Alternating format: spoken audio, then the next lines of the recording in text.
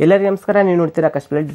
ಇವತ್ತು ಕ್ಲಾಸಲ್ಲಿ BA 5ನೇ ಸೆಮಿಸ್ಟರ್ನಲ್ಲಿ ಬರ್ತಕ್ಕಂತಹ ಎಕನಾಮಿಕ್ DSC 10 ಡೆವಲಪ್ಮೆಂಟ್ ಎಕನಾಮಿಕ್ ಅಭಿವೃದ್ಧಿ ಅರ್ಥಶಾಸ್ತ್ರ, ಇದರಲ್ಲಿ ಏನಪ್ಪ ಅಂತಂದ್ರೆ 5 ಅಂಕದ ಪ್ರಶ್ನೆಗಳು ಯಾವ ರೀತಿಯಾದಂಥ ಬರ್ಬೋದು ಅಂತಕ್ಕಂಥದ್ದು ನಾವು ಇವತ್ತಿನ ಕ್ಲಾಸಲ್ಲಿ ನಾವು ತಿಳ್ಕೊಳ್ಳೋಣ ಬನ್ನಿ.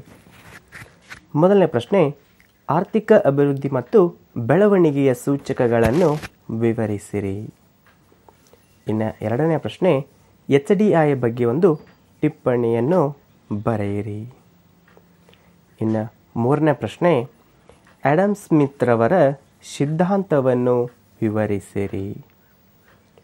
4, ಶುಂಪಿಟರ್ ಆರ್ಥಿಕ ಅಭಿವೃದ್ಧಿ ಸಿದ್ಧಾಂತವನ್ನು ವಿವರಿಸಿರಿ.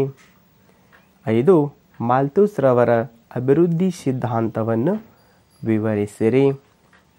ಇನ್ನು 6ನೇ ಪ್ರಶ್ನೆ, ಅಂತರ್ಗತ ಅಭಿವೃದ್ಧಿಗೆ ಪ್ರಮುಖ ತಂತ್ರಗಳನ್ನು ವಿವರಿಸಿರಿ. ಇನ್ನು 7ನೇ ಪ್ರಶ್ನೆ, ಆರ್ಥರ್ ಲೇವಿಸ್ ರವರ ಸಿದ್ಧಾಂತವನ್ನು ವಿವರಿಸಿರಿ.